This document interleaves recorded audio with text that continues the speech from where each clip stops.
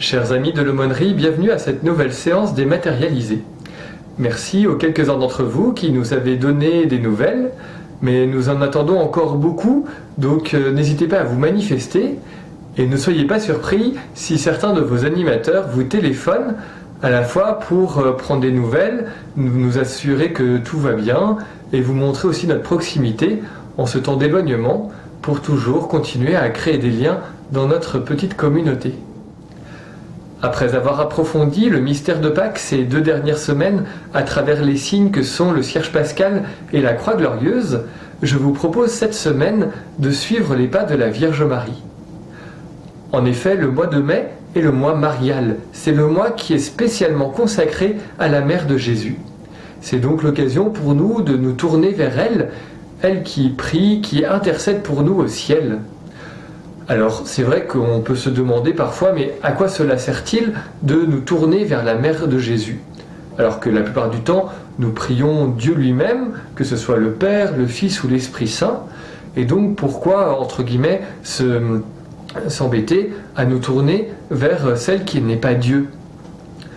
Eh bien, c'est parce que, tout simplement, elle a connu le Christ dans sa chair, elle l'a enfanté, elle l'a élevé, et l'Église nous dit aujourd'hui que même au ciel, elle connaît une intimité particulière avec son Fils. Ainsi, la Vierge Marie est vraiment notre mère. Et c'est ce que j'aimerais vous faire goûter aujourd'hui à travers le témoignage de plusieurs saints et tout simplement la prière à Marie. Pour commencer, remettons-nous en mémoire les principaux traits de la vie de la Vierge Marie à travers la vidéo suivante. Marie était une très jeune fille de Palestine. L'évangile de Luc raconte qu'un jour elle reçoit la visite d'un ange. Il lui annonce qu'elle sera bientôt mère. Marie s'étonne car elle est vierge, mais l'ange la rassure et lui demande de faire confiance en Dieu. Marie alors dit ces paroles célèbres. « Je suis la servante du Seigneur, qu'il soit fait selon ta parole. » C'est ainsi que Marie devient la mère de Jésus. Cet enfant, né dans la pauvreté d'une étable, Marie comprend peu à peu qu'il est le Messie attendu, celui qui vient sauver les hommes de leurs souffrances.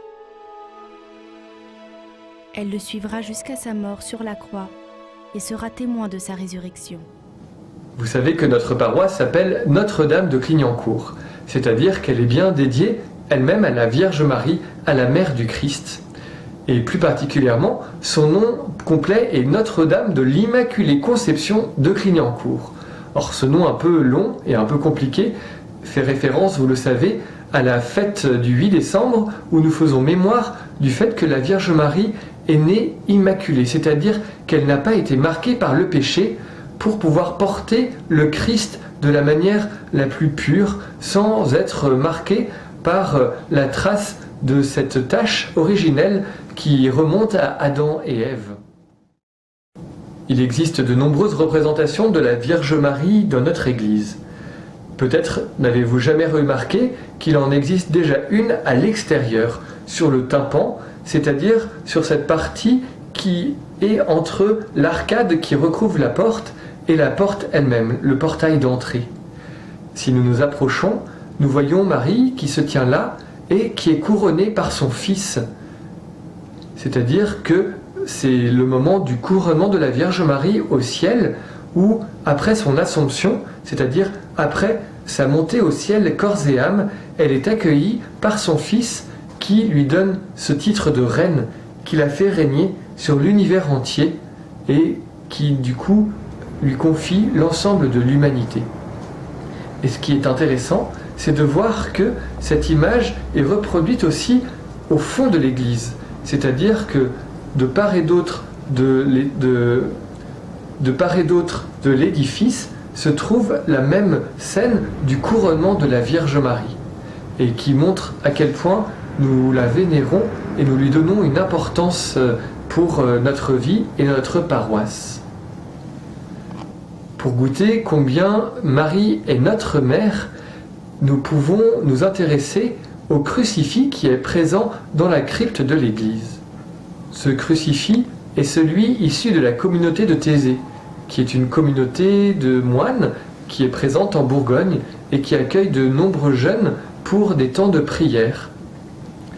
Ce très beau crucifix représente ainsi le Christ avec à ses pieds la Vierge Marie et Saint Jean. Or, c'est à sa mort que Jésus nous a donné Marie pour mère. Il nous a donné sa propre mère. Et c'est pour cela que chaque chrétien a un lien particulier avec Marie. Si nous regardons le crucifix, nous voyons donc Marie et Saint Jean au pied de la croix. Et l'évangile de Saint Jean nous raconte que, justement, sur la croix, Jésus a eu le temps de confier sa mère à son disciple bien-aimé. Je cite l'évangile. Près de la croix de Jésus se tenait sa mère et la sœur de sa mère, Marie, femme de Cléophas, ainsi que Marie-Madeleine. Jésus, voyant sa mère et près d'elle le disciple qu'il aimait, dit à sa mère, « Femme, voici ton fils. » Puis il dit au disciple, « Voici ta mère. » Et à partir de cette heure-là, le disciple l'a pris chez lui. Cet épisode est le dernier de la vie de Jésus. C'est la dernière action que Jésus a faite. Elle a donc une importance capitale.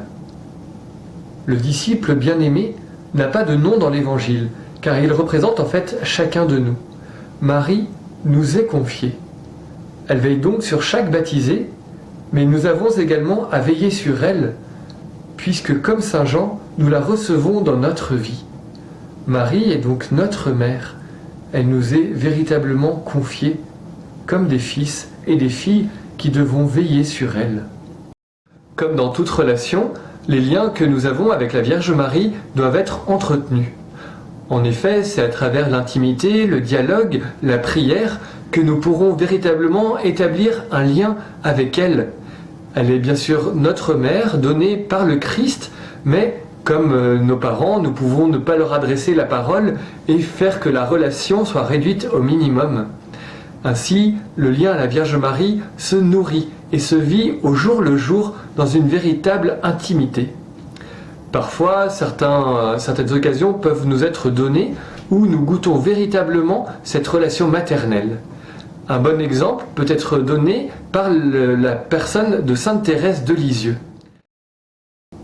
Cette petite fille normande a perdu sa mère très jeune, à l'âge de 4 ans. Cela l'a plongée dans une profonde tristesse alors qu'elle avait été jusque-là très aimée pour sa vivacité et sa joie.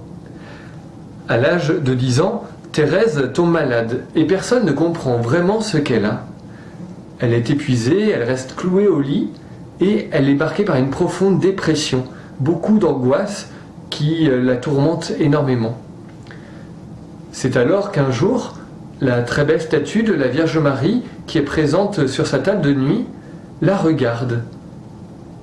Et Thérèse se sent pénétrée d'un regard très aimant qu'elle décrit ainsi.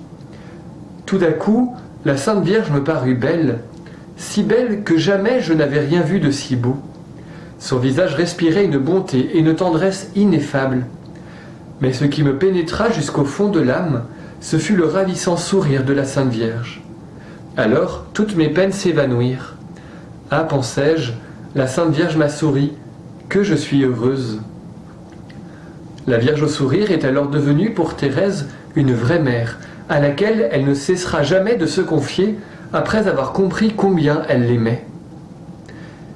Cette relation maternelle, qui est si importante et que nous sommes appelés chacun à découvrir dans nos vies, Thérèse l'a vraiment décrite et l'a vécue dans sa chair.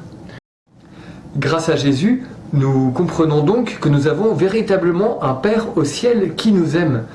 Dieu n'a pas de corps, mais il se révèle comme un Père. Mais comme tout enfant a besoin d'un père et d'une mère, eh bien il nous a donné aussi une mère en la personne de la Vierge Marie. Une mère qui veille sur nous et qui nous connaît. Certaines personnes, comme Thérèse de Lisieux, ont eu la douleur de perdre un parent ou d'avoir des parents absents ou qui les ont abandonnés. Et donc, le fait d'avoir au ciel un père et une mère est quelque chose de très réconfortant, qui peut parfois nous aider justement à surmonter les absences de nos parents charnels pour nous confier à celui qui nous a créés et à celle qui nous a été donnée comme mère, la Vierge Marie. La Vierge Marie est loin d'être une mère absente. Souvent, elle se révèle à beaucoup de monde, que ce soit en privé, dans l'intimité du cœur, et parfois de manière un peu plus spectaculaire, dans des visions, dans des apparitions.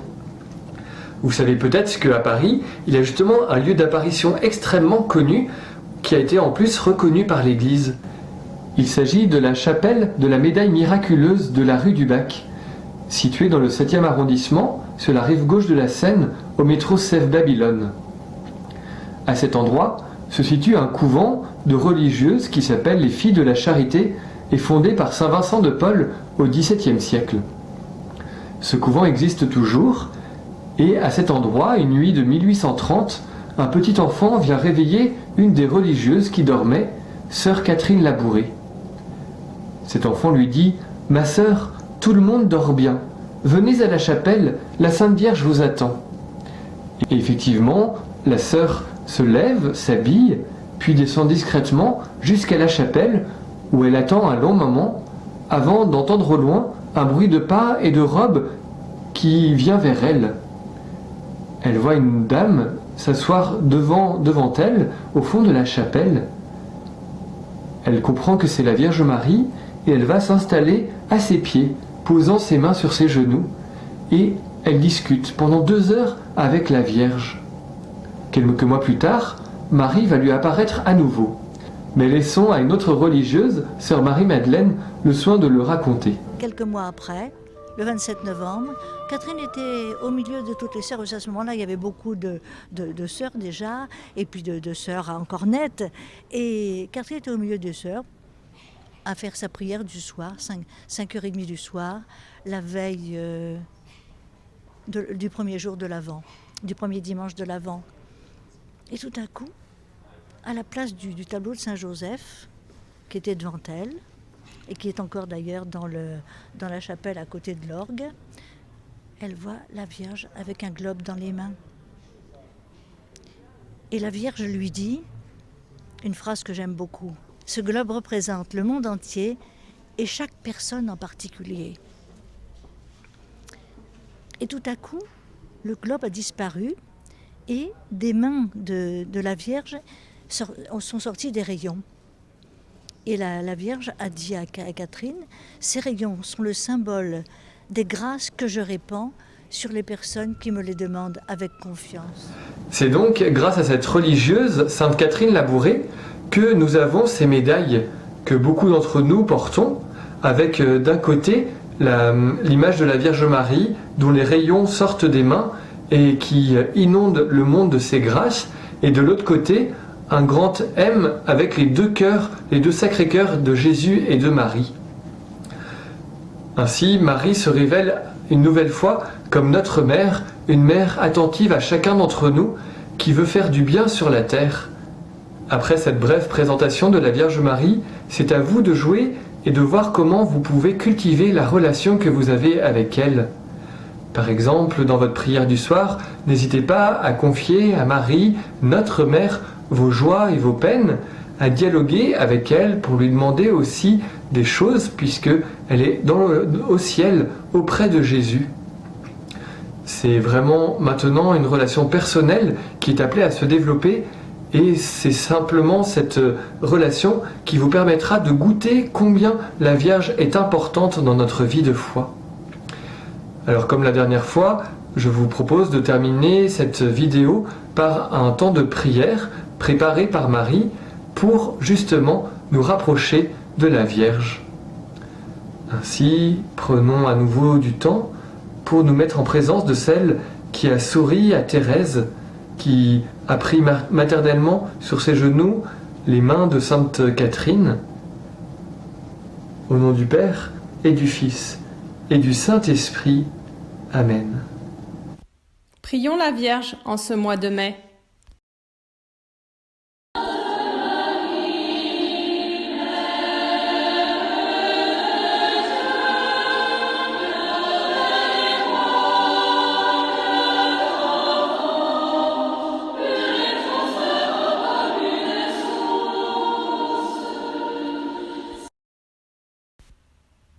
Sainte Marie, Mère de Dieu, gardez-moi un cœur d'enfant, pur et transparent comme une source.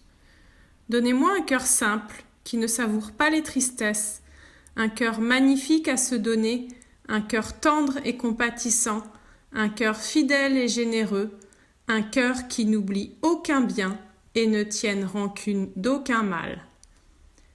Donnez-moi un cœur doux et humble, aimant sans demander de retour, joyeux de s'effacer dans un autre cœur devant votre Fils, un cœur qu'aucune ingratitude ne ferme, qu'aucune indifférence ne lasse, un cœur tourmenté de rendre gloire à Jésus-Christ, un cœur blessé de son amour et dont la souffrance ne s'apaisera qu'au ciel. Amen.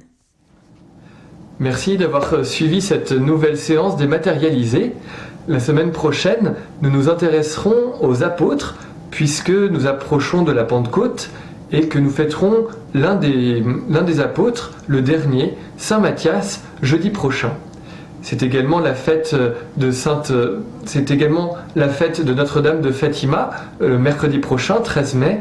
C'est donc l'occasion de nous associer à tous ceux parmi vous qui ont des origines portugaises pour fêter celle qui s'est révélée au peuple portugais comme leur mère à travers ce très beau sanctuaire et cette apparition aux 3 enfants en 1917. Ainsi, à la semaine prochaine, comptez toujours sur ma prière. Que Dieu vous garde et vous bénisse.